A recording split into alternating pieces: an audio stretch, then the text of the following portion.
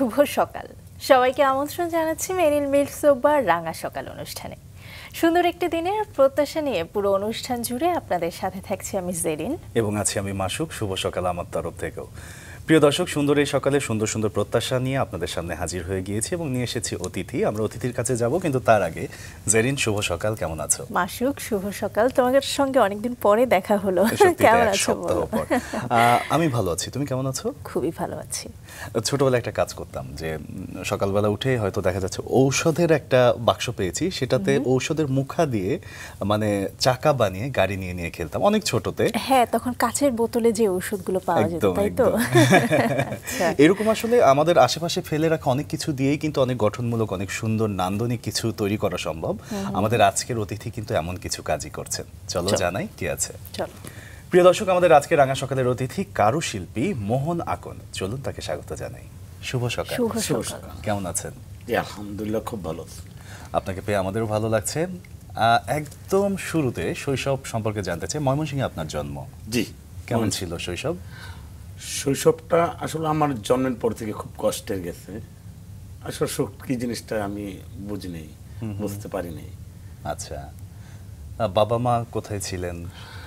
আমার বাবা মানে আমার জন্মের পরে চলে যায়। আমরা 4 ভাই বোন। আমি সবার ছোট, বোন সবার বড়। তো আমার বাবা ইনকাম ট্যাক্সের অফিসার। আচ্ছা। সে দ্বিতীয় আরেকটি বিয়ে করে ঢাকায় বাসা করে, সেটা সৎ ভাই বোনদেরকে দিয়ে গেছে। এবং আমার 22 বছর বয়সে যখন আমার বাবার সাথে পরিচয় হয়, দেখতাম যে আমার বাবা, আমার প্রতি তার কোনো ভালোবাসা নেই, আচ্ছা, দরদ নেই। একটা সময় যখন নাখালপাড়া থাকতো, ওই সময় প্রায় যেতাম আমি। তো সে একরকম আমাকে অপমানজনক কথাই বলতো। 22 বছরে কখনোই দেখা হয়নি? 22 বছর আগে আমার সঙ্গে আর তার কথা, মানে 22 বছর পর প্রথম দেখা হয়েছে? হ্যাঁ, প্রথম দেখা হয়। এটা হলো আমার জ্যাঠাতো ভাই, কুনিপাড়া থাকে, জ্যাঠা জ্যাঠা। তো ওখান থেকে আমরা তার পরিচয়। তো আমার এক জেঠি আমার বলতে, তোর বাবা তো ঢাকা থাকে, নাখালপাড়া। তো ওর জ্যাঠাতো ভাই জোর করে নিয়ে গেল। তো যাওয়ার পর ছোট ভাই, যে সৎ ভাই আছে নাহিদ, নাহিদকে বলতেছে যে তোমার বরিশাল থেকে মেহমান আসছে, তুমি একটু বলো যে তোমার বাবার যে মেহমান আসছে। ওর যা বাবার বললো, পর বাবা বললো যে ঠিক আছে, নিয়ে আসো। তো বাবার যখন আমি বললাম যে বাবা আসসালামু আলাইকুম, কেমন আছেন, তা বাবা খুব মানে অবাক হয়ে গেছে, এবং সৎ মা মানে খুব অবাক হয়ে গেছে। তো সে আর কোনো উত্তর করে না। আমি বলতেছি, বাবা আমার জন্মের পর তো তুমি আমার পড়াশোনার খরচটা পাঠাইতে পারতা, তুমি আমার খরচ পাঠাইতে পারতা, আমি তো সবার ছোট ছিলাম, খবরটাও তো রাখা যেত। হ্যাঁ। তো সে আর কোনো কথা বল না। তো নাবিস্কর সামনে আমাকে নামাই দিয়ে বলতেছে, তুমি যাও গা, আমি দেখি তোমাকে ফোন দেব, তোমার জ্যাঠার বাসে যাও, তোমাকে ফোন দেবো। তো যাও, রাতের বেলা সে আমাকে ফোন দিয়ে বললো যে তুমি এক কাজ কর, কাপড় চোপড় নিয়ে চলে এসো। হয়তো সৎ মানে বোঝাইছে বিষয়টা। তো যখন আমি গেলাম, আমি যাইতে চাইনি, জেঠি আম্মা জোর করে পাঠাইছে। তো যেতে চাননি কেন? মানে এক ধরনের দূরত্ব তো তৈরি হয়ে গিয়েছিল, কিন্তু আপনার মনে আসলে কি কাজ করছিল? আমার মনের ভিতর অনেক কষ্ট। যেমন আমি স্কুল জীবন যখন পড়াশোনা করছি, আমি সবসময় ক্লাসরুম থেকে বেরোতাম না, এবং সেখান থেকে আমার একটা কবিতার সৃষ্টি। আচ্ছা আচ্ছা। হ্যাঁ। তো ক্লাসরুম থেকে বেরোতাম না, এত কষ্ট পেতাম। দেখতাম অন্যের বাবারা কি সুন্দরটা হাত ধরে টানে নিয়ে যেতেছে, মানে আমার খুব কান্না পাইতো স্কুল জীবনে। না, এরপর টিফিন খাওয়া দিতেছে, সেটা দেখে আমার খুব প্রচন্ড কান্না পাইতো। তো এইভাবে আস্তে আস্তে আমার পড়াশোনার প্রতি একটা মানে অন্যরকম একটা এসে পড়ছে, ভালোবাসা কমে গেছে। আচ্ছা, কমে গেছে। তো এরপর আমার এক মামা আছে, পড়াশোনা করতে গেলে দেখা যায় বই টান মেরে নিত গা, হ্যাঁ, দুষ্টামি করতো। তো এইভাবে আস্তে আস্তে আমার পড়াশোনাটা এক পর্যায়ে আমার মানে হয়ে যায়। মানে আপনি তো ছোটবেলায় নানার বাড়িতেই ছিলেন? নানার বাড়ি না, আমার নানুর বাড়ি। নানার বাড়ি হচ্ছে ইন্ডিয়া। নানু অনেক কষ্ট করে আমাদেরকে বড় করছে। তবে আমি আল্লাহ তাআলার কাছে কোটি কোটি শুকরিয়া আদায় করি, আমার মতো নানু পৃথিবীতে আছে কিনা আমি জানি না। আমাদের 4 ভাই বোনকে এত সুন্দরভাবে সে ধরে রাখছে, খারাপ লাইনে যাইতে দেয় নাই, কোনো নেশাদ্রব্যতে যাইতে দেয় নাই। এবং প্রত্যেক আমরা 3টা ভাই, যদিও আমাদের 3 ভাইয়ের সাথে 3 ভাইয়ের সম্পর্ক নাই, কিন্তু আমাদের 3 ভাইয়ের কোনো বদনাম নাই আমার এলাকাতে। এটা আমার সবচেয়ে, এবং বোনেরও, মানে আমাদের 4 ভাই বোনের কোনো বদনাম নাই। এটাই আসলে সবাই আশা করি। আপনার মা কি আপনাদের সাথেই থাকতেন? আপনার মার সম্পর্কে? আমার মাকে আমার দাদু 3 বার পাগল করছিল। দুইবার সুস্থ করছিল। আমার নানু অনেক টাকা পয়সা কবিরাজের পিছনে খরচ করে, তো শেষ পর্যায়ে যে সুস্থ করতে পারে না। আমার 11 বছর বয়সে উনি মারা যায়, এবং 11 বছর পর থেকে আমি একটা চাকরিতে জয়েন করি। 11, 12, 13, 14 বছর বয়সে আমি একটা চাকরিতে, প্রথম চাকরি জীবনের সেই গল্পটা আমরা শুনবো। তবে আপনি পরবর্তীতে জীবনে অনেক কিছু করেছেন, আজকে অনেক বড় ভালো পর্যায়ে আছেন, সেই গল্পগুলোও শুনবো। তবে আপনার সম্পর্কে কিছু তথ্য আছে, দর্শকদের একটু জানিয়ে আসি। দর্শক, একজন ব্যতিক্রমধর্মী শিল্পী, যিনি ঘুণে খাওয়া কাঠের গুঁড়োকে রং তুলির বদলে ব্যবহার করে সৃষ্টি করেন চমকপ্রদ শিল্পকর্ম। ময়মনসিংহের কাচি ঝুলিতে তার নীরব স্টুডিও যেন নিভৃতচারী শিল্পের এক আশ্চর্য জগৎ। অষ্টম শ্রেণীতে পড়াশোনা থামলেও থামেননি নিজের শিল্প সত্তাকে। চুমকি, জড়ি আর নার্সারি ব্যবসার ফাঁকে ফাঁকে তিনি একেবারে নিজস্ব একটি শিল্প ভাষা গড়ে তোলেন। কাঠের ঘুণ তার হাতে হয়ে ওঠে মানুষের মুখচ্ছবি, ইতিহাসের চিহ্ন কিংবা প্রকৃতি নিঃশব্দ গল্প। শিল্পী মোহন আকন্দের এই কাজ আর দেশের গণ্ডি পেরিয়ে পৌঁছে গেছে যুক্তরাষ্ট্র, চীন, জাপান থেকে নেদারল্যান্ডস পর্যন্ত। জয়নুল উদ্যানে হয়েছে তার শিল্পকর্মের প্রদর্শনী। চলুন দর্শক, ফিরে যায় অতিথির কাছে। শিল্পকর্মের সঙ্গে যুক্ত হয়েছেন, দারুণ একটা এই ধরনের বলা যায় যে ভাঙা গড়ার খেলার পরে শিল্পকর্মের সঙ্গে যুক্ত হওয়াটা খুব বড় একটা চ্যালেঞ্জের ব্যাপার, কারণ মনটাকে স্থির রাখা।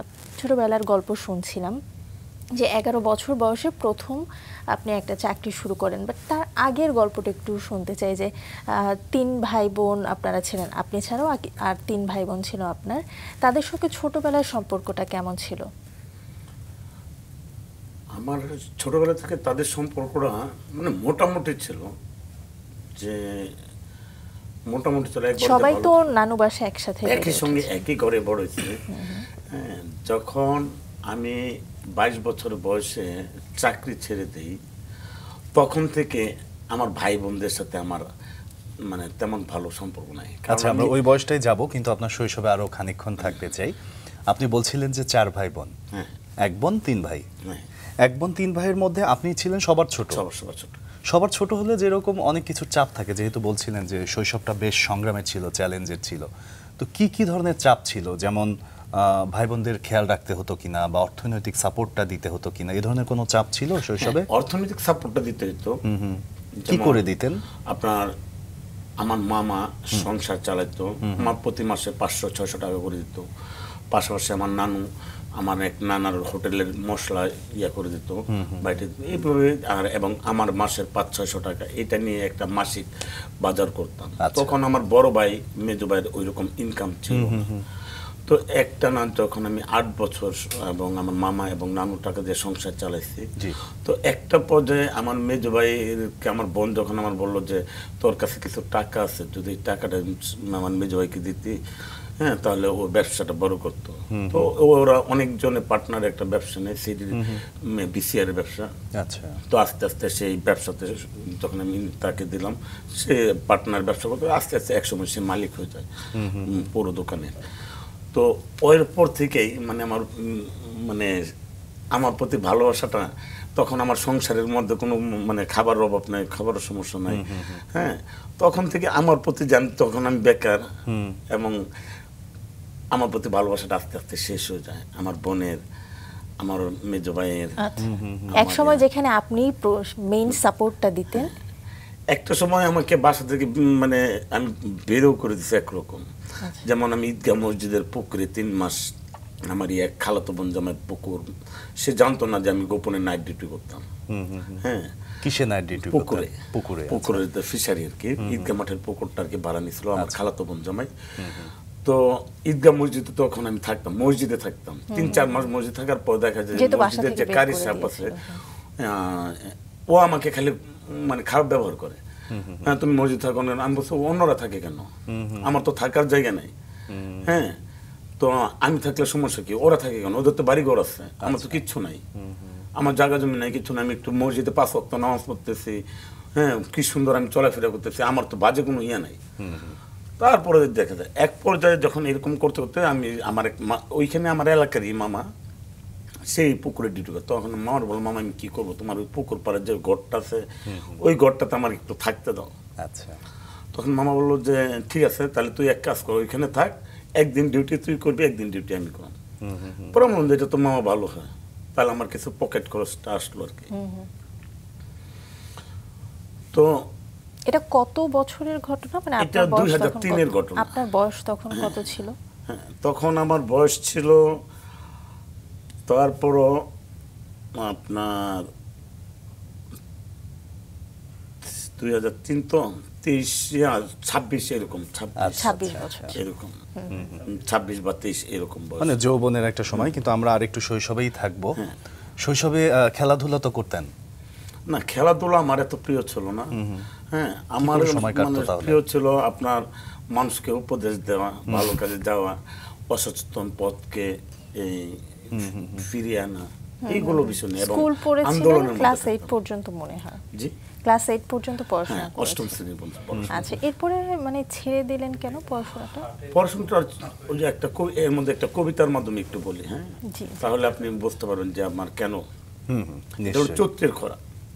অর্থ নেই, কর নেই, ইঁদুর পকেট কেটেছে, সাবিত্রী চলেছে বাপের বাড়ি সুটকেস নিয়ে, সঙ্গে দুটো মোর পরাণ পাখি, সকালে মিষ্টি সুরে জাগাতো ঘুম, আজ পাশে নেই সাবিত্রী দুটো পরাণ, বাচ্চারা তরকারি জোটে না পাতে, ধিক্কারের পাত্র ভেবে করুণা করে সবাই, শিল্পীর তুলতে নতুন আসা জাগ্রত হয় নিষ্ফসল আবরণে, চৈত্রের খরা জোরে পড়ে লোমের কোণে কোণে, অতি শ্যাওলা মাঠে ফসল লজ্জায় যেন মুখর, বন্দর মলিন বীরে আমাকে খুঁজে বেড়ায়, কেউ যদি বলতো কি হচ্ছে তোমার, তাহলে জীবন যুদ্ধ হতাম বীরোত্তম বীর পুরুষ। মনে পড়ে ছোটবেলার সেই ছেঁড়া জামা কাপড়, মনে পড়ে ভাতের বদলে চিরা গুড় মাখা নানুর হাত দুটি, আজ নানু অন্ধ, ফিরে আসি বনের কলসির মজুরি, স্কুলের বেতন, নিঃসঙ্গ ছাত্র, টিচারের লাঠিচার্জ, মনে পড়ে আদৌ ইঁদুর সব কিছু কেটেছে, কেটেছে পকেট, শুধু কাটলো না আমার। এখানে হচ্ছে সবসময় ইঁদুর আমাকে কাটে, আমাকে ইঁদুর এমনভাবে কাটে, আমি যখন কোনো ফসল তৈরি করি শ্যাওলা দিয়ে সেটা ঢাইকা ফেলায়।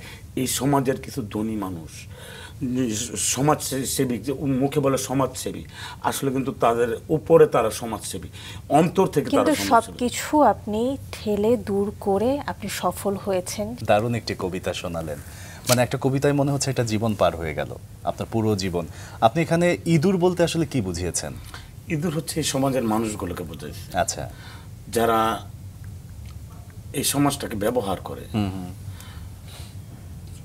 মানুষকে খারাপ বানায়, মানুষকে তারা যেভাবে সমাজ সেবা বলে যে এটা করা দরকার, ওইটা করা দরকার, কিন্তু পরবর্তীতে তারা এই কাজগুলো করে না, মানে দেখানো একটা ভালোবাসা দেখায়। বুঝতে পেরেছি, গভীর একটা কষ্ট আপনার কোথাও মনের মধ্যে আসলে চেপে আছে, যেটা হয়তো আপনি আপনার কবিতার মাধ্যমে প্রকাশ করলেন। কিন্তু আমরা আপনার সম্ভাবনাগুলো নিয়ে বা আপনার সুন্দর বিষয়গুলো নিয়ে আসলে আরও জানতে চাই, কারণ আপনি এত কিছু ছাপিয়ে নিজেকে একজন শিল্পী হিসেবে প্রতিষ্ঠিত করেছেন এবং সম্পূর্ণ ব্যতিক্রমধর্মী একটা জায়গা থেকে। আপনি যেখানে মানুষ রং তুলি, পেন্সিল স্কেচ এগুলোই করছে বা আরও কারো শিল্প করছে, কিন্তু আপনি সেখানে ঘুণ দিয়ে আপনি শিল্পকর্ম করছেন। আমিও এটা প্রথমবারের মতো শুনলাম, তাই না? এবং এটা দিয়েও কিছু করা যায় একদম, এবং দেশে এবং দেশের বাইরে আপনার সুনাম কুড়িয়েছেন, সেই জায়গাগুলোতে আসবো অবশ্যই।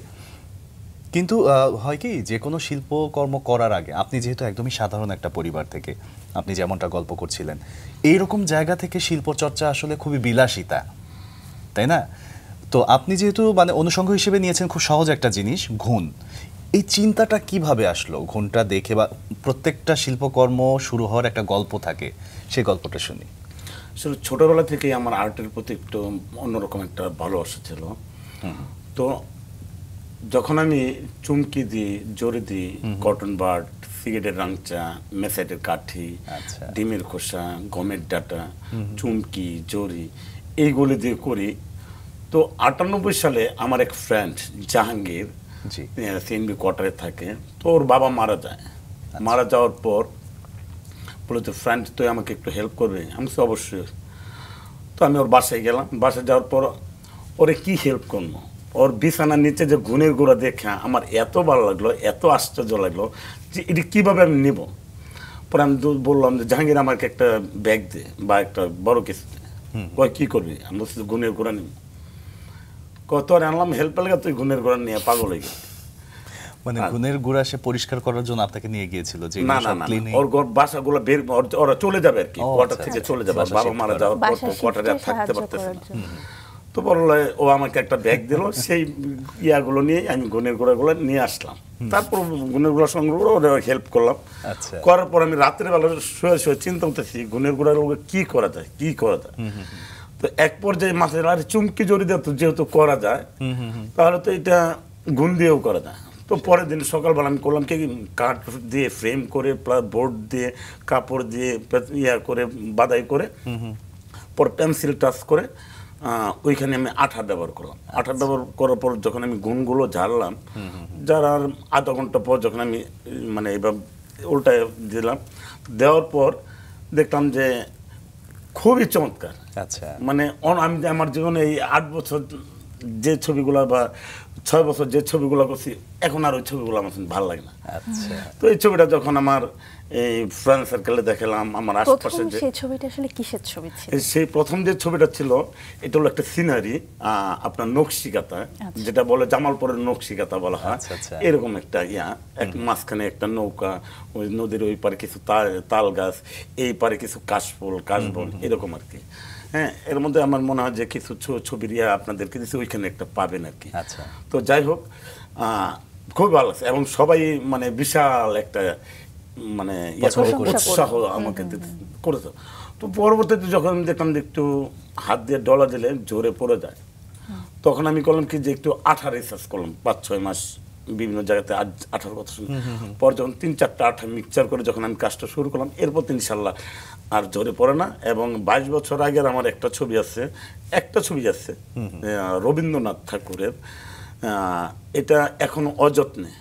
যেহেতু আমার জায়গা নাই বাড়ি নাই হ্যাঁ এইখানে বাড়া থাকি ওইখানে বাড়া থাকি এগুলো মানে করতো তার বাধাইও করতে পারে না ওই ছবিটা আর কি এখন ওই ইঁদুর কবিতাটা শোনাচ্ছিলাম না ইঁদুর কেটেছে এরকম আর কি ওই ছবিটার অবস্থা আচ্ছা পরবর্তীতে তো আরো অনেক ধরনের ছবি এঁকেছেন হ্যাঁ পরবর্তীতে অনেক ছবি কোন ছবির গল্প কি এই মুহূর্তে করতে ইচ্ছা করছে যে এই ছবিটা আঁকার সময় এটা ঘটেছে বা এই ছবিটা এই চিন্তা থেকে আসলো হ্যাঁ এরকম একটা ছবি আমি মানে এই ছবিটি নাই এখন এই মুহূর্তে তো এই একটা ছবি হলো চরপড়া মেডিকেল যখন আমি একদিন আসতেছিলাম ওইটা নিয়ে আমার একটা কবিতা আছে অনেক বড় তো একটা কুকুরের মুখে একটা অবৈধ শিশু বাচ্চা ডাস্টবিনে তো পড়ে আছে কুকুরের মুখে পা আর আরেক কুকুরের মুখে হচ্ছে হাত তো এটা দেখে আমি একটা ছবি আঁকলাম ছবি আঁকার পর কুকুরের নিতেছে এই ছবিটা অনেকে মানে মানে একটু বলো যে এটা বেশি হয়ে গেল না অতিরিক্ত মানে মানুষকে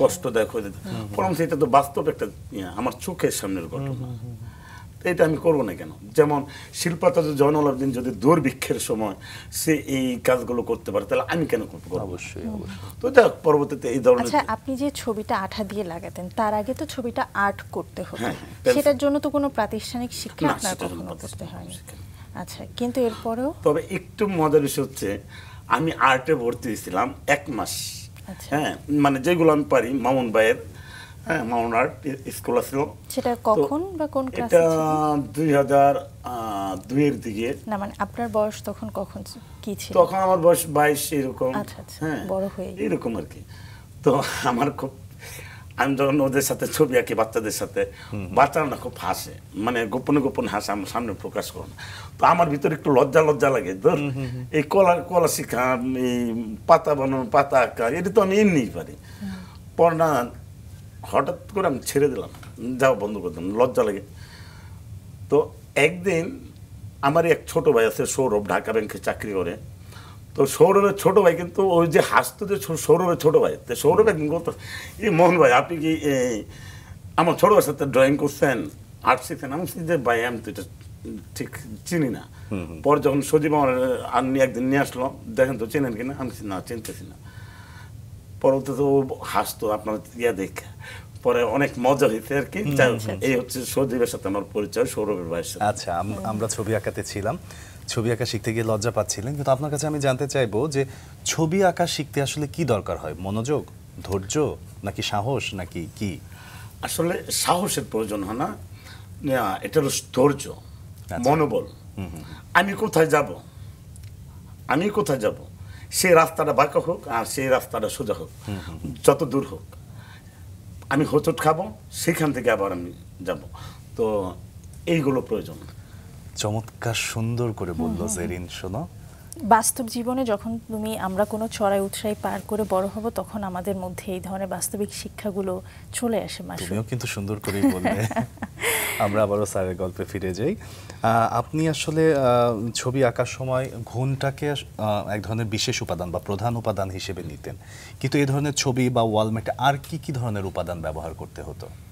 না, আর কোনো ধরনের উপাদান করতে হতো না। বিশেষ করে হচ্ছে আমি যে বিভিন্ন জায়গায় যখন ঘুণের গুঁড়ো, ক্যানভাসটা কিসে নিতেন? ক্যানভাসটা হচ্ছে কাপড়, কালো কাপড় কিনে, কালো কাপড়ের যে কোনো ছবি, মানে আমি যেটাই করি সেটাই সুন্দর দেখা যায়। এই যে প্রথম যখন ছবিগুলো তৈরি করতেন, বানাতেন, সেগুলো কি বাসায় রাখতেন নাকি সেগুলো বিক্রি করার কোনো ইচ্ছা ছিল? আসলে আমি বিক্রি করতাম না কোনো সময়। যেমন বাংলাদেশের প্রত্যেকটা ডিস্ট্রিক্টে আমার ছবি আমি উপহার হিসেবে দিচ্ছি, হয়তো আমাকে সম্মানই দিচ্ছে অনেকে। হ্যাঁ, আমি আজ পর্যন্ত একটা ছবি বিক্রি করি নাই। আচ্ছা আচ্ছা। যেমন ওই যে চলতিতে একটা আমার দেখাইতেছিল, একজন অর্ডার দিচ্ছিল ফোনে, তো সে আমাকে বলতেছে যে ভাই আপনি তো আমাকে কালিমার ছবিটা পাঠাইছেন, ভাই আপনি তো আমার সাথে প্রতারণা করছেন। ভাই এটা কি বলতেছেন? আপনার সাথে আমি প্রতারণা কি, কেন? আপনাকে তো বলছি 18x23 ইঞ্চি ফ্রেম শো করে দিলে আপনার 4000 টাকার মতো খরচ যাবে, হ্যাঁ, বা 3500 টাকার মতো খরচ যাবে।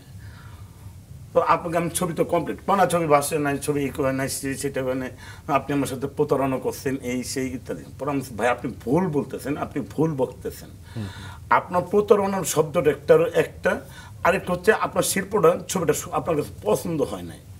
আপনি পরবর্তীতে ইচ্ছা করলে ছবিটা আমাকে রিটার্ন দিতে পারেন, আমি আবার আপনাকে নতুন আরেকটা ছবি দিতে পারি, কিন্তু আপনার সাথে তো আমি প্রতারণা করি। এটা আসলে ব্যবসার ক্ষেত্রে অনেক সময় হয়ে থাকে যে বিভিন্ন সময় বিভিন্ন কিছু মনোপুত হয় না, ওটা আমরা নিজেরা মানিয়ে নিতে পারি। এই ছবির গল্পে আবার একটু ফিরে যাই। আপনি শুরুর দিকে গল্প করছিলেন যে আপনি এমনও একটা সময় গিয়েছে যখন বাসা থেকে বের করে দিয়েছে, আপনি একটা মাছের ঘেরে কয়েকদিন চাকরি করেছিলেন। ওই সময়টার গল্প আসলে একটু শুনতে চাই, কেমন ছিল জীবন ওই সময়? কি এই যে শিল্পকর্ম, শিল্প চর্চা করতে পেরেছিলেন কিনা, বা পরবর্তীতে ওই অবস্থা থেকে উত্তরণ করলেন কিভাবে নিজেকে? এখন বিষয় হচ্ছে ওই সময় যখন আমি ওই ঘরে থাকার পর কিছু ওয়ালমেট আমি তৈরি করি সিডি বক্সের কাভার দিয়ে। ওই সময়টা সিডি বক্সের কাভার দিয়ে যখন আমি করতে করতে এরকম অনেকের আমি ছবি দিই গিফট, কেউ আমাকে 200 টাকা দেয়, কেউ 300 টাকা দেয়। এইভাবে কাজ করতে করতে পরে একটা পর্যায়ে আমার দোলাভাই যখন পুকুর ছেড়ে দিবে, এবং আমার খালাতো বোন প্রতিদিন আমার খাবার পাঠিয়ে দিত, এবং খুব ভালো খাবার, যা কিনা আমি খেতে পারতাম না, আর পাশে আরেকজনকে আমি দিয়ে খাই, মানে 70% ওকে দিয়ে দিতাম। তো ওই সুযোগে আমি ছবি আঁকতাম, পুকুর পাহারা দিতাম। এবং একটা পর্যায়ে যখন আমার মেজ ভাইয়ের, মানে বড় ভাইদের, বোনদের আত্মসম্মানে বাঁচতেছে, তখন বললো যে তাহলে এক কাজ কর, তুই আমার দোকানে বস। ওরা বললাম যে ভাই আমি চাকরি আর করতে চাই না, কারণ জীবনে 8 বছর চাকরি করছি, চাকরি করতে গিয়ে মানে আমি সম্মান অর্জন করতে পারি নাই। হ্যাঁ, তো তার চাটা এনে দিছি, তাকে এইটা দিছি, সেটা দিছি, আমি আর এটা করতে চাই না, আর একটা সময় বদনাম হবে। তাই হয়েছে। কিন্তু হ্যাঁ, আমি একটু প্রথম, যেহেতু এই চাকরির গল্পটা এলো, আপনার প্রথম চাকরি কিসে দিয়ে শুরু করেছিলেন? অফিসে, একটা ঠিকাদারি অফিসে। হ্যাঁ, যদিও সেটা আমার ইচ্ছাকৃত ছিল না, আমার ভালো লাগতো না। কি দায়িত্ব ছিল আপনার? এটা দায়িত্ব হচ্ছে যে অফিসটাকে পরিষ্কার পরিচ্ছন্ন, ঠিকাদার আসলে চা দেওয়া, তারপর শিডিউলগুলো এখান থেকে অফিসে দেওয়া, রোডস এন্ড হাইওয়ে দেওয়া, বা পিডব্লিউডি অফিসে একটু দিয়ে আসা, অথবা তার বড় ভাইয়ের বাস থেকে শিডিউল করে নিয়ে আসে, এইগুলো আর কি। আচ্ছা, আপনি কি কাজটা উপভোগ করতেন? আমি কাজটা উপভোগ করতাম না, আমার ভালো লাগতো না। আচ্ছা আচ্ছা, আমার একটুও ভালো লাগতো না, আমার কাছে লজ্জা লাগতো। মানে যদি আমি কোনো কাজই যদিও খারাপ না, কিন্তু আমার মনে হয় যে আপনার শিল্পকর্মের দিকে মনটা বেশি পড়ে থাকে, সেই কারণে। আপনার ভাই বোনরা কি করতো ততদিনে? আমার যখন আমি চাকরি করতাম ঠিকাদারি অফিসে, তখন আমার বড় ভাই ভিডিও ক্যামেরার লাইনে ছিল, বিয়ের জন্মদিনে এগুলো ভিডিও করতো, আর মেজো ভাই বিসিআর এর দোকানে চাকরি করতো। তো ওই সুবাদে আমি তখন ঠিকাদারি, তখন মেজো ভাইয়ের ওইরকম ইনকাম ছিল না, এবং বড় ভাইয়ের ইনকামটা না। তবে আমাদের ভাইরা কিন্তু অনেক ভালো, কিন্তু সংসারের প্রতি আমার বড় ভাই তেমন ভালোবাসা ছিল। তারা কি পড়াশোনা করেছিল না? তারা ওইরকম ভাবে পড়াশোনা করতে পারে না, একমাত্র গার্জেনের কারণে, বাবার কারণে। আমি আমার একটু শেয়ার করি। হয়তো বা আপনারা অন্যভাবে নেবেন। আমি কিন্তু সবসময় বলি, আমি আমার বাবাকে কোনদিন ক্ষমা করবো না। প্রত্যেকটা মানুষের জীবনের উঠে আসার গল্পগুলোই অনেক বেশি চমকপ্রদ হয় এবং যারা সাফল্যের শিখরে পৌঁছাতে পারে তাদের গল্পগুলো আরও বেশি ইন্টারেস্টিং হয় এবং অনেক বেশি কষ্টপূর্ণ থাকে। আপনার বেলায়ও তাই হয়েছে। ছোটবেলা থেকে একটা স্ট্রাগল করে বড় হয়েছেন, ছবির কথা বলছিলেন যে অনেক ছবি তৈরি করেছেন, সেগুলো ইঁদুরে কেটে ফেলেছে, আপনি সেই ছবিগুলো যথাযথ মর্যাদা আসলে পাননি। সেই গল্পগুলোতে আবার একটু ফিরতে চাই, যে বলছিলেন যে আপনার ভাই বোনরা যখন জানতে পারলো যে আপনি এই চাকরি করছেন, তারা সেখান থেকে আপনাকে নিয়ে এলো। নিয়ে আসার পরবর্তী জীবনটা কেমন ছিল, কোথায় ছিলেন, কি করেছেন? পরবর্তী জীবনটা মোটামুটি আমার একটু খুব ভালো লাগছিল। কি যেমন আমার মেজো ভাই দোকান নিয়ে যখন বসালো জোর জবরদস্তি করে, তো বসলাম। আস্তে আস্তে একটা পর্যায়ে গেল যে কিসের দোকান? তখন বিসিআর এর দোকান। আচ্ছা আচ্ছা। তখন আর কি সিডির আমল চলে আসছে, বিসিআর বাদ। মানে ভাড়া দেওয়া হতো সিডি? ভাড়া দিতে হতো, আবার বিক্রি করতাম ক্যাসেট, এইগুলো। আচ্ছা। তো এক পর্যায়ে যখন আমার মেজো ভাই আমাকে একটা বেতন শেয়ার করে দিল, প্রতিদিন 70 টাকা, নানুকে 30 টাকা এবং 50 টাকা, এবং আমার জন্য প্রতিদিন 20 টাকা হাত খরচ। আচ্ছা। তো আমি করতাম কি, আমার এক বন্ধুর দোকান আছে রূপা স্টুডিও। তো রূপা স্টুডিওতে আমি করতাম প্রতিদিন 100 টাকা জমাতাম, যেহেতু আমার কোনো খরচ নাই, এই টাকাটা আমার জমালে উপকার। তো রূপারে বললাম যে স্টুডিওতে যে তুমি আমার প্রতিদিন 100 টাকা করে দেই, তুমি আমার নাম নিবা, পর দাও। এইভাবে আমি জমাতে জমাতে 1-2 মাস পর আমি চিন্তা করলাম যে আমি একটা কম্পিউটার নামাই, যদি প্রতিদিন 3টা সিডি বাইরে প্রতি মিনিটে, তাহলে তো অনেক। তো এইভাবে দেখা গেছে প্রতিদিন আমি প্রথম 600 টাকা প্রথম দিন, দ্বিতীয় দিন দেখা গেছে যে 600 টাকা, 500 টাকা, এইভাবে বাড়তে বাড়তে একটা সময় দেখা গেছে প্রতিদিন 1200, 1500, 2000 টাকা আমার প্রতিদিন এই রাইট করে বেড়ায়, ছবি রাইট করে। তো এক পর্যায়ে মেজো ভাইয়ের কাছে দেখলাম যে এটা তার কাছে ভালো লাগে। তো সে আমার বলতেছে, ভাই তুই তোর কম্পিউটার বাসের নাকি, আমি 2টা কম্পিউটার নামাবো। তো এইভাবে সে নামাইলো, আমার কম্পিউটার বাসে নিয়ে এসে পড়ি, আমার ইনকামটা বন্ধ হয়ে যায়, ওই দোকানের যে ইনকামটা সেইটা দিই। তো এটা নিয়ে অনেক আমার ভাইয়ের সাথে অনেক একটা পর্যায়ে আমার ভাই আমাকে চোর বলে অপবাদ দিল। আচ্ছা, ততদিনে কি আপনি নতুন কোনো কাজ খুঁজে নিলেন না যে আমি অন্য কিছু একটা করব? নতুন কোনো কাজ খুঁজে নেই নাই। তো এই মুহূর্তে আমার ভাইয়ের কাছে আমি 40,000 টাকা জমাইছিলাম। তো বাইরে বললাম যে ভাই তুমি আমার এক কাজ করে 40,000 টাকা দাও, আমার পাশে একটা দোকান খালি আছে, দোকানটা নিয়ে আমি ভাড়া করি। আমি বেকার থাকলে তো ওটাই নষ্ট হয়, সময় নষ্ট হবে, অপচয় হবে। তো যাক, এটা নিয়ে আমার মেজো ভাইয়ের কাছে আমি প্রচুর অপমানিত হয়েছি। টাকা রাস্তা থেকে কোরাই করে, মানে 5,000 দিচ্ছে, 2,000 দিচ্ছে, এইভাবে আমার মেজো ভাইয়ের কাছে আমি অনেক অপমান হয়েছি, লাঞ্ছিত হয়েছি। আচ্ছা। তো যাই হোক, তারপর আমার ভাইকে আমি প্রচুর ভালোবাসি।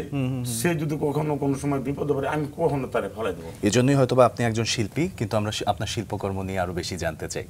আপনি যে শিল্পকর্মগুলো শুরু করলেন সেগুলোর আসলে আপনি বলছিলেন যে সবাইকে উপহার হিসেবে দিচ্ছিলেন, উপহারের বাইরে কি বিক্রি করা হতো? বিক্রি করা হতো 2000 সাল থেকে। ওই ব্রাদার ফাং, আচ্ছা, উনি যখন আমি প্রথম প্রদর্শনী করি শিল্পাচার্য আবেদন পার্কে, তখন উনি আমার এই শিল্পকর্মটা দেখার পর বললো যে মোহন, আপনি এক কাজ করেন, ছোট ছোট ছবি আমাকে দিতে পারবেন? আমি বললাম হ্যাঁ পারবো। আচ্ছা। তখন সে এই ছবিগুলো 100 টাকা করে আমাকে দিত। আচ্ছা। তো প্রতি মাসে 5টা, 6টা, 10টা এরকম দিতে দিতে একটা পর্যায়ে ওনাকে আমি 10 সাল পর্যন্ত, যখন সে মারা যাওয়ার আগ পর্যন্ত প্রতি মাসে আমি তাকে 5টা। এটা কি ঢাকাতে করেছেন না ময়মনসিংহে? না, ময়মনসিংহ যে আমাদের একটা এনজিও আছে, প্রতিবন্ধীদেরকে নিয়ে কাজ করে। আচ্ছা। তাদের সঙ্গে পরিচয়টা হলো কিভাবে? তাদের সাথে ওই যে আমার যে এক্সিবিশন হয়েছে, এক্সিবিশন উনি চলে গেছিল আমার প্রদর্শনী। আচ্ছা, কিন্তু এক্সিবিশন করাটা আপনার জন্য ওই সময় নিঃসন্দেহে একটু চ্যালেঞ্জিং ছিল। এক্সিবিশন করার আইডিয়াটা প্রথম কে দিল আপনাকে, বা কিভাবে এর সঙ্গে যুক্ত হলেন? আসলে আমি সবসময় চিন্তা করি, সবসময় ভালো কিছু চিন্তা করি, ভালো কিছু সৃষ্টি করার চিন্তা করি। হ্যাঁ, এটা আমার আইডিয়া কাউরে দিতে হয় না, আমি সবসময় নিজে থেকে নিজে কিছু চেষ্টা করি সৃষ্টি করার জন্য। তো ওই সময় আমি চিন্তা করে দেখলাম, আমি যখন বিভিন্ন টিভিতে দেখি প্রদর্শনী, এক্সিবিশন এরকম দেখি, তখন বললাম যে আমার শিল্পকর্মটাও আমি কাজে লাগাতে পারি। তো এইভাবে আমি একটা এক্সিবিশন করলাম। কয়টা ছবি নিয়ে করেছিলেন? তারপর শতেকখানিকের মতো ছবি। আচ্ছা, সবগুলোই আপনার ওই যে ঘুণ দিয়ে তৈরি করা? সেটা কি, সেটার জন্য আপনার ইউএনও অফিস থেকে কোনো ধরনের অনুমতি নিতে হয়েছে? না, আচ্ছা, সরাসরি করেছিলেন? হ্যাঁ, সরাসরি। কোথায় করেছিলেন? হ্যাঁ, এটা জয়নুলাবদিন পার্কে। আচ্ছা আচ্ছা, পার্কে কি আবদ্ধ জায়গায় নাকি খোলা না, জায়গা? খালি জায়গা, খোলা জায়গা। আচ্ছা, ওখানে সবাই দেখছিল। কিন্তু সেটার জন্য তো এক্সিবিশন করার জন্য যেটা দরকার হয় যে অনেক কালেকশন লাগে, একটা পূর্ব প্রস্তুতি লাগে। কতগুলো ছবি নিয়ে এক্সিবিশনটা করেছিলেন? এখানে আমি 100 ছবির মতো নিয়ে করছিলাম, এবং যে কালেকশনের বিষয়টা হচ্ছে যে ঘুণের গোড়ার যদি অভাব না থাকে, হ্যাঁ, তাহলে আমার ছবি আঁকার অভাব পড়বে না। আপনি এত ঘুণের গুড়া সেই সময় কোথা থেকে জোগাড় করতেন? আমার যে আনন্দমোহন কলেজ আছে, আনন্দমোহন কলেজে যে প্রতিটা ইট আমাকে চেনে, তো এই ইটগুলো আমাকে বলে যে ঘুণের গুঁড়া নিয়ে যা, তোর কত লাগে। তো এরকম ভাবে ঘুণের গুঁড়াগুলো আমি প্রতি বিভাগের রুম থেকে টেবিলের নিচে প্রচুর পরিমাণে দেখা যায় এতটুকু এতটুকু করে পড়ে থাকে। তো এগুলো আমি ব্রাশ দিয়ে, বেলচা দিয়ে এগুলো নিয়ে এসে বাগানে পরিষ্কার পরিচ্ছন্ন করে বোতলে স্টক করে রাখি। শুধু তো আসলে ঘুণের গুড়াই নয়, এই ছবি তৈরি করতে আপনার আরো বিভিন্ন ধরনের ধাপে ধাপে যেতে হচ্ছে। তার মধ্যে হচ্ছে রং, আঠা লাগানো, ক্যানভাস তৈরি করা, সেখানে কাপড় লাগানো। এই জিনিসগুলোর মধ্যে আসলে কোন ব্যাপারটা আপনার কাছে সবচেয়ে কঠিন মনে হয়? না, আমার কাছে কোনো কিছু কঠিন মনে হয় না, সবই আমার কাছে সহজ, যেহেতু আমি পারি। সব কি নিজের হাতেই করেন? হ্যাঁ, সব হাতেই সব করেন। ক্যানভাসটা কি নিজেই তৈরি করেন নাকি কিনে আনেন? আমি নিজেই। আচ্ছা আচ্ছা। এবং কি আরেকটা মজার জিনিস হচ্ছে, আমি কিন্তু ইনকাম করতে পারি না। ইনকাম করতে, যেমন আমি যারা এখান থেকে ছবি বাদাই করতাম গাঙ্গিনা পার, আমি মনে হয় যে প্রায় ছবি বাদাই করছে এই দোকানটা 30 লক্ষ টাকা। তো একদিন ছোট্ট একটা অপমান সে আমাকে করে 3000 টাকার জন্য। তখন আমি বললাম যে ভাই, আগামীকালকে আমি নিজে ছবি বাদাই করে আপনাকে দেখাবো, আপনার চেয়ে ভালো ছবি আমি বাদাই করবো। পরে যখন আমি একটা ফ্রেম কিনে আনলাম, একটা কাঁচ, ওই মাপে একটা কাঁচ কিনে আনলাম, একটা করাত কিনলাম, তারপরে একটা গোলা থেকে, একটা কাঠের গোলা থেকে একটা কাঠ কিনে এনে ফর্মা বানালাম।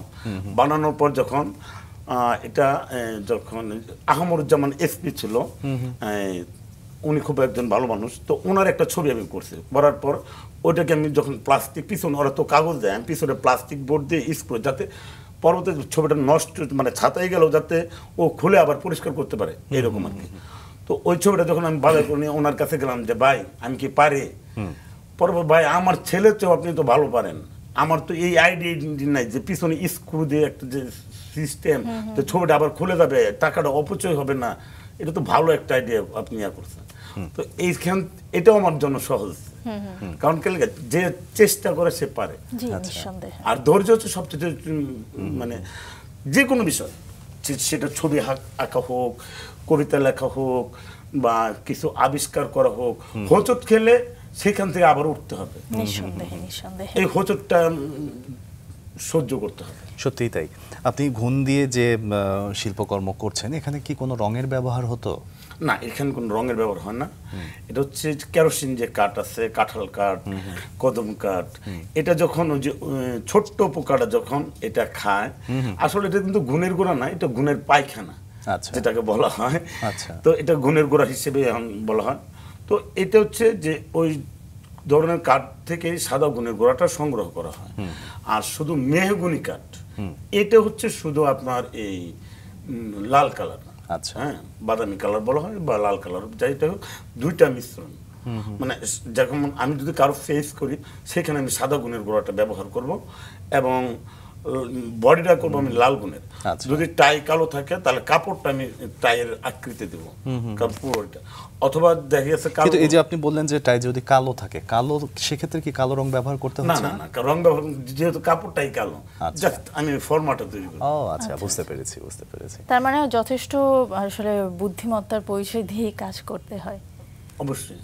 এবং এটাকে দীর্ঘস্থায়ী করার জন্য কোনো রকম স্প্রে বা কোনো কিছু ব্যবহার করা হয় না?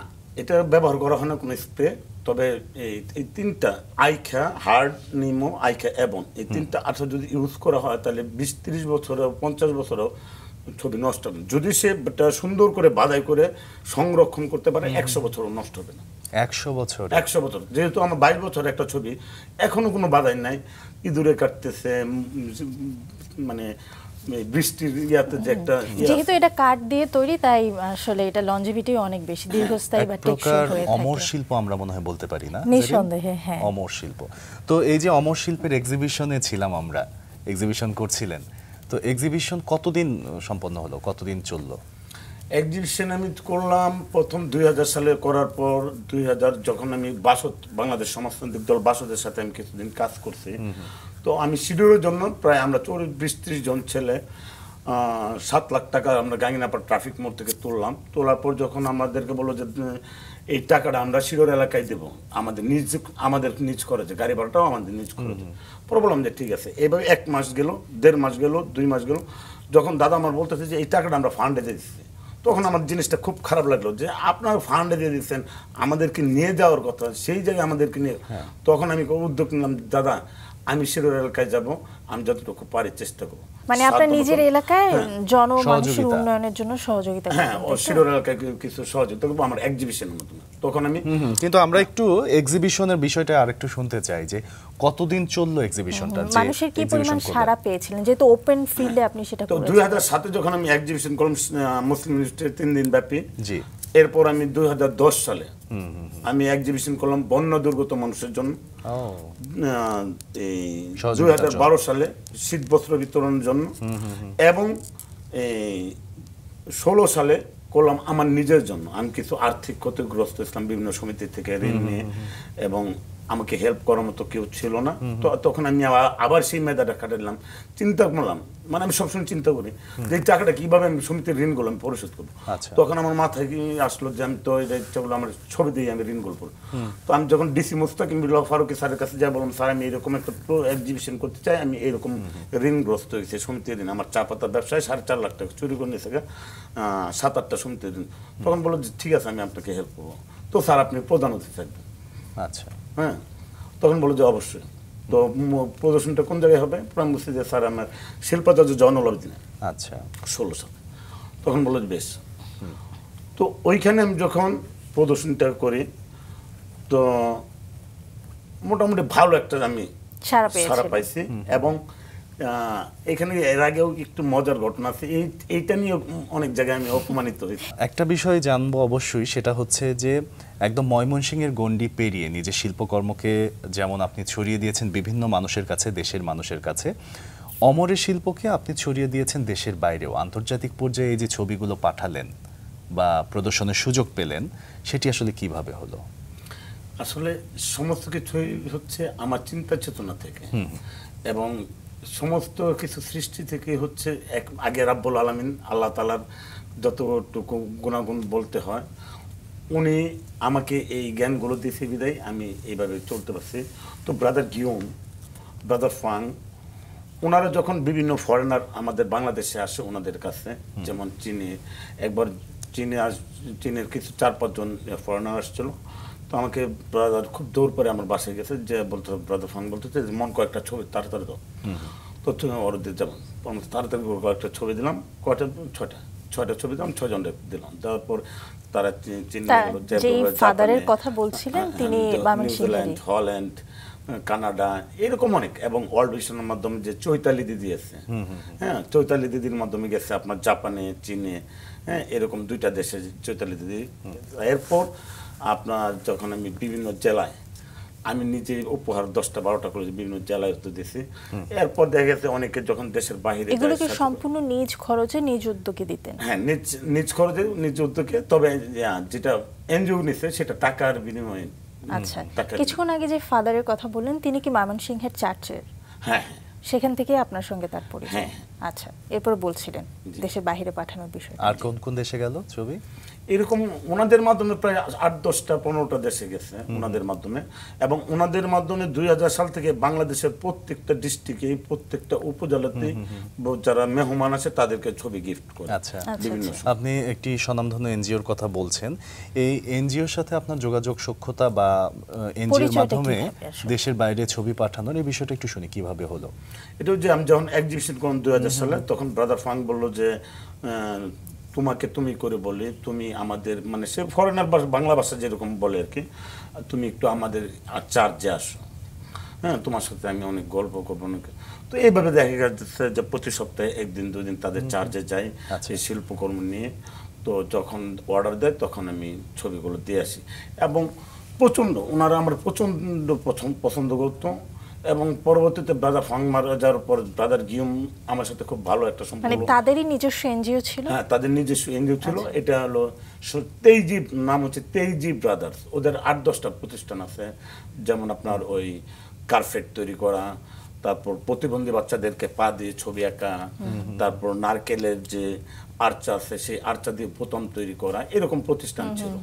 যখন আমাদের মধ্যবিত্ত দেশ যখন বললো, ওনারা এই এনজিওটা গোছাইয়া চলে গেল মধুপুর, তখন আর বাঙালিদেরকে তারা আর এই সাপোর্টটা দেয় না, শুধু একমাত্র আমার কাছ থেকে। হ্যাঁ, তবুও আপনাকে যতটুকু সাপোর্ট দিয়েছে সেটার জন্য আপনার কৃতজ্ঞতাও আসলে নেহায়েত কম নয়। এই পর্যায়ে আসলে অপ্রয়োজনীয় ঘুণ শিল্প নিয়ে আপনি যে কাজগুলো করেছেন, এই কারুশিল্পগুলো আমরা একটু দর্শককে দেখাতে চাই। জি, অবশ্যই। প্রিয় দর্শক, দেখে নেই আমাদের আজকের অতিথির কারুশিল্প।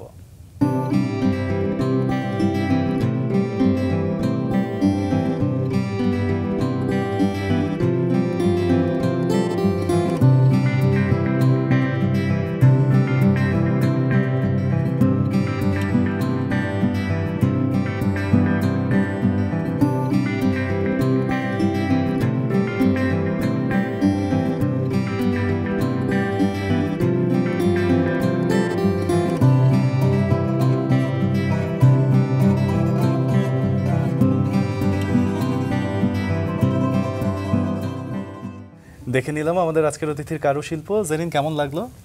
ভীষণ সুন্দর। কখনো আমরা ভাবতেই পারিনি, ঘুণ আমি নিজেও দেখেছি যে ঘুণের গুঁড়া দিয়ে কখনো এত সুন্দর সুন্দর ছবি আঁকা যায়, ছবি বানানো যায়, নিঃসন্দেহে অনেক বেশি প্রশংসার দাবিদার। সত্যিই তাই। চলো আবারও ফিরে যাই তার কাছে। একটু পরিবার নিয়ে শুনি। আপনার বাবার পরিবার নিয়ে তো শুনেছি আপনার মনের মধ্যে ভীষণ রকমের একটা কষ্ট আছে। আসলে আপনার কষ্টটা আমাদেরকেও কোনো না কোনোভাবে টাচ করেছে, কিন্তু আপনার পরিবারে আপনার সন্তান, আপনার সহধর্মী যারা রয়েছে, তাদের সম্পর্কে একটু জানি। আমি 2012 সালে বিয়ে করলাম। বিয়ে করার পর আমার ওয়াইফকে যে জিনিসটা দেখলাম, যে পরিপূর্ণ সে সাংসারিক। আচ্ছা। এবং আমি সুখী, এই বিষয়ে আমি খুব সুখী যে তার চাহিদা নাই, এবং সে আমার শিল্পকর্মটাকে প্রচন্ড লাইক করে। সে কিন্তু আমাকে বলে যে তুমি এগুলো বাদ দাও, নার্সারিটা আছে এগুলো বাদ দাও, তুমি শিল্পকর্ম নিয়েই থাকো, তুমি একদিন অনেক বড় হবা। মানে সে এই 12 সাল থেকেই কিন্তু আমাকে কিন্তু সে এই একটা কাজে সে মানে উৎসাহিত করে এবং অনেক সাপোর্ট দেয়। কি কি ধরনের সাপোর্ট একটু শুনি। যেমন আমার ছবিগুলো সে পরিষ্কার পরিচ্ছন্ন করে রাখে, মানে খুব যত্ন। আমার বাচ্চা যদি ছবিগুলো ধরে নিয়ে একটু খেলে, তখন সে বিরক্ত হয়ে যায়, তোমার বাবার এই ছবিটা নষ্ট করতেছে কেন, তোমার বাবা তো কষ্ট পাবে, তুমি আর বাবার এটা রাখো, তাও সুন্দর করে রাখো। এরকম ভাবে সে আমার শিল্পকর্মগুলো এবং দেখা যায় যে তেলাপোকা কি ধরে কিনা ছবিগুলোর মধ্যে, এইগুলো প্রায় সে দেখে। এটা আমার কাছে খুব ভালো লাগে। এখন যে আপনার ছবি দেশের বাহিরে যাচ্ছে, প্রদর্শিত হচ্ছে, এখন সে কেমন অনুভব করে? সে কিন্তু আসলে অনুভব কি, সে কিন্তু আমাকে একটা কথা বলছে যে তুমি শিল্পকর্মতে লেগে থাকো, দেখবা তুমি একদিন দেশের বাহিরে এবং তোমার বিভিন্ন চ্যানেলে তোমার এক সময় টক শো হবে, তোমাকে নিয়ে এক সাক্ষাৎকার হবে, তুমি দেখবা। এবং আমার এক নানু আছে, আমার নানু হলো যে আমার নানির ভাইয়ের ওয়াইফ, এত ভালো একজন মহিলা ছিল, উনি সবসময় দোয়া করতেন, মানে ছোটবেলা থেকে, যে তুই একদিন অনেক বড় হবি, তুই একদিন বড় হবি, দেখিস। তো আসলে আমি যে আজকে এই পর্যায়ে এখানে কথা বলতে পারবো আমি নিজেও কোনোদিন কল্পনা করতে পারি নাই। তবে হ্যাঁ, আমার ভিতরে একটা আত্মবিশ্বাস ছিল যে আমি পথশিশু বাচ্চাদের জন্য একটা ক্যাডেট স্কুল অ্যান্ড মাদ্রাসা করবো, একটা মেডিকেল করবো, একটা ইঞ্জিনিয়ারিং কলেজ করবো, একটা LLB কলেজ করবো আমার কবিতার বইয়ের মাধ্যমে। এবং এই শিল্পকর্মটা যদি আমি 2 লক্ষ বই সেল করতে পারি সারা বাংলাদেশের 64টা জেলায়, তাহলে দেখা গেছে যে আমি আমার শিল্পকর্মটা, তখন আমার পকেটে যখন টাকা থাকবে তখন কিন্তু আমি স্বাধীনভাবে ঘুরতে পারবো। ওই যে আমার একটা কবিতার ভাষায় আছে, হ্যাঁ, যে অসচেতন পথ কি করি মানা, এরকম একটা আছে, লাইন আছে খুব সুন্দর, যে আমি উড়ছি আকাশে মেলি ডানা, অসচেতন পথ কে করি আমি মানা। দারুণ দারুণ। আমরা বাইরে যখন গল্প করছিলাম আপনার সাথে, তখন আপনি বলছিলেন যে আপনি সমাজের বিভিন্ন প্রতিষ্ঠিত রুচিশীল মানুষদেরকে আপনার কবিতা শোনান এবং তারা বেশ উপভোগ করে। আমরাও আপনার একটা কবিতা এই মুহূর্তে শুনতে চাই। এটা আমার বাবারই নিয়ে লেখা। জি। আজও সংকট আমার ঘরে জোনাকি পোকার বাতি, চালের উপর ছিদ্র বৃষ্টির কান্না কাটি, পেয়ালার শরবত টপ টপ পরে, মাটি পান করে আনন্দ পরে, আমি দুঃখী, দুঃখ দেয় সবাই, চলতে পাতিল রেখে নিজেকে বোঝাই, শান্তির পাখি আসে না নিয়ে বার্তা, সেই যে গেছে কবে জন্ম দিয়ে কর্তা। রাতের ভোরে কুকুর শব্দ ভাসজারে, ভিতর বাহির কেঁপে উঠে তেরে, দূরে কারা কারা কথা কয়, ওরা আমারে ভীষণ দেখায় ভয়। তখন আমি চিৎকার দিয়ে বলি, সামনে গোষ্ঠী চেয়ারম্যান, এই দেখ দাঁত দিয়ে ফেলবো গলাটি, তোদের জন্য আমার মা পাগল, প্রতিশোধ নেব তোদের অনর্গল। 100 বছর পরও আমার কবর মুখ ফিরিয়ে নেবে, থাকবো বিবর, সোজা হবার নয় এ পথ আজও সংকট। এটা আমার মানে আপনি নিজে লিখেছেন? হ্যাঁ, এটা আমার নিজের লেখা। এটা মাসুক, একটা মানুষ সে অষ্টম শ্রেণী পর্যন্ত পড়াশোনা করতে পেরেছে, তার পরবর্তীতে পড়াশোনা চালিয়ে যেতে পারে নাই, সেই মানুষ এই ধরনের এত দারুণ উপলব্ধিমূলক কবিতা তার কাছ থেকে, সুশিক্ষিত লোক মাত্রই স্বশিক্ষিত, সেই জায়গাটাও আসলে উনি প্রমাণ করেছেন। আমরা আপনার শিল্পকর্ম নিয়ে আরো জানতে চাইবো, তবে শিল্পকর্মের ভবিষ্যৎ, যেমন যে কোনো কিছু থাকে কি গান পরম্পরা, নাচ পরম্পরা, এই ধরনের আপনারটা যেহেতু একদমই খুবই রেয়ার একটা শিল্প, এই শিল্প পরম্পরাগতভাবে আসলে কোন জায়গাটায় নিয়ে যেতে চান বা পরবর্তী প্রজন্মের কাছে কিভাবে ছড়াতে চান, আপনার ছেলেরা কিভাবে দেখছে? আমার ছেলের আলহামদুলিল্লাহ আগ্রহ অনেক, এবং সে আমাকে হেল্প করতে চায়। তো বিশেষ করে ওর একটু হেল্প নিই না এই কারণে যে ও আঠার তো কাপড় বারবার বোর্ডটা নষ্ট হয়ে যাবে, তখন আমি তাকে বলি তোমাকে আমি ছোট ছোট বানাই দিই, তুমি যত খুশি চা নষ্ট করো, সমস্যা নাই, তুমি ওইখানে করো। তো সে বলতে আচ্ছা বাবা করে দিও। এবং আমার বাচ্চারা, এবং কি আমাকে কাছে যদি আমার কেউ আসে শিখতে চায়, ইনশাল্লাহ আমি তাদেরকে সাপোর্ট দেবো। যেমন আপনার 2008 সালে যখন RTV চ্যানেলে, দিগন্ত চ্যানেলে আমার শিল্পকর্মরা জাতীয় পত্রিকা সবগুলোতে যখন আসছিল, বাংলাদেশের বিভিন্ন জায়গা থেকে আমাকে ফোন দিত যে ভাই আমি তো শিল্পকর্মটা করতে চাই। আমি বলছি আপনি ভিডিওটা ভালো করে করে দেখেন, ওইভাবে করেন, এবং যদি কোনো জায়গায় আটকে যান ইনশাল্লাহ আমি আপনাকে হেল্প করতে পারবো। আচ্ছা, এভাবে অনেকে বাংলাদেশের প্রায় ডিস্ট্রিক্টেই, প্রায় উপজেলায় আমার এই কাজগুলো করে থাকে। কোনো সোশ্যাল মিডিয়াতে আপনার এই ধরনের ভিডিওগুলো আছে? আমার কাছে না, এটা RTVর কাছে আছে, এবং জাতীয় পত্রিকাগুলো যে আছে এইগুলো। এই জিনিসগুলো যখন আপনার ভাই বোনেরা এখন দেখে, বা যারা এক সময় আপনাকে অবহেলা করতো তারা যখন দেখে, বা আপনার টেলিভিশনের সাক্ষাৎকার যখন দেখবে, তাদের মধ্যে কি প্রতিক্রিয়া দেখতে পান আপনি? এটা আমি ঠিক বলতে পারবো না, তবে একটা জিনিস কি, যে যেমন চলতিতে আমার একটা ভিডিও দেখাইছে, আমার মেজো ভাই শেয়ার করছে, আমার বড় ভাই শেয়ার করছে, আমার বাইশটা বাইকনা, আমার এলাকার মামারা এখন শেয়ার করতেছে, এবং তারাও এখন মানে আগে এক সময় আমার পাগল বলতো, ছাগল বলতো, আর দৌড় বেড়াইতো তোর রাস্তার কিনারে পড়তে, এরকম মানে ইয়ে করতো। আজকে তারাই আমার শিল্পকর্মগুলো শেয়ার করতেছে, এটা আমার খুব একটা ভালো লাগে, অবশ্যই এটা আনন্দের। এবং আমি এখন গর্ব করি যে আমার যে চারপাশে যে মানুষগুলো আমার শিল্পকর্ম নিয়ে আমাকে উৎসাহ দিতেছে, যে একদিন যেমন গতকালকেও আমাকে বলতেছে তুই তো অনেক বড় হয়ে গেছিস। আমি কই বড় হইলাম, আমার মাত্র বয়স 46-47 মাত্র, আরেকটু বড় হইলে আল্লাহ তাআলা যদি আমাকে 100 বছর আয়ু দেয়, দেখবি যে সামনে বড়ই আমারও, এরকম দুষ্টামি করবো। দারুণ বলেছেন। এই শিল্পকর্মটাকে আসলে কোন জায়গায় দেখতে চান আপনি? আমি শিল্পকর্মটা যদি আমার স্বপ্ন হচ্ছে যে আমি জাতীয়ভাবে যদি আমাদের যে বর্তমান সরকার বা যে সরকারের আমার শিল্পকর্মকে যদি সরকারিভাবে আমি স্বীকৃতি পাইতাম, অথবা আমার শিল্পকর্মটা গিনেস বুকে যখন উঠবে, এটা হচ্ছে আমার সবচেয়ে বড় স্বপ্ন, বড় চাওয়া। আপনি গিনেজের জন্য কি আবেদন করেছেন? না, আমি এগুলো বুঝি না, এবং আমার এক ছোট ভাই আছে আব্দুল জব্বার, ও এটা নিয়ে কাজ করতেছে, মানে ওই কিন্তু আমাকে সাপোর্ট দিচ্ছে, চলতির বিষয়টা ওই আমাকে সাপোর্ট দিচ্ছে, ওই আমাকে সহযোগিতা করছে, এবং ও আমাকে অনেক সাপোর্ট দেয়। আর ছোট ভাই আছে মনি, কলেজ রোড একাডেমির মনি, ও কিন্তু আমার ওর সাথে যখন আমি 1996 সালে যখন আমি সাইকেল দিয়ে সারা বাংলাদেশ আন্দোলন করতাম এসিড নিয়ে, যখন এসিড মৃত্যুদণ্ড আইন পাস হয় তখন আমরা এটা বাদ দিলাম। বাদ দেওয়ার পর থেকে ওর সাথে সম্পর্ক আদৌ সেই সম্পর্কটা আছে, এবং ও প্রচুর পরিমাণে গুণের গুঁড়া আমাকে সংগ্রহ করে দেয়। আবার ওদের যে ম্যাচ আছে, ছাত্রী ম্যাচ, ওইখান থেকে আমাকে সে গুণের গুঁড়া সংগ্রহ করে দেয়, এবং ওর অবদান অনেক, গুণের গুঁড়ার ক্ষেত্রে ওর অবদান। তার জন্য অবশ্যই সাধুবাদ আমাদের তরফ থেকে। এবং একই সাথে আমরা চলে এসেছি আমাদের আজকের আয়োজনের একদমই শেষ পর্যায়ে। যদি রাঙা সকালের দর্শকদেরকে আপনি কিছু বলতে চান, বলতে পারেন। আমি আমার রাঙা দর্শকদেরকে বলবো যে তিনটা জিনিস আমার কাছে খুব প্রিয়। যেমন আমার নানু একটা গল্প বলতো, যে এরকম যে কোটির কোটি টাকার বিস্কিট বহন করার চেয়ে জ্ঞানী লোকের জুতা বহন করো। তো আমি কিন্তু আমার নানু সেই কথাটাকে আজও লালন পালন করতেছি, এবং দর্শকদের কাছে আমি বলবো যে ধৈর্য,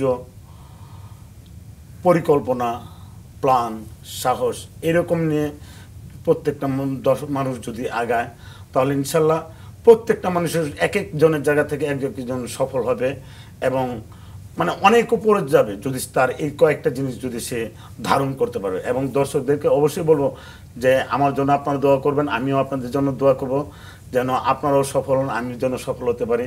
হ্যাঁ, দর্শকদেরকে নিয়ে এই আলোচনায় খুব দারুণ, খুব সুন্দর করে বললেন।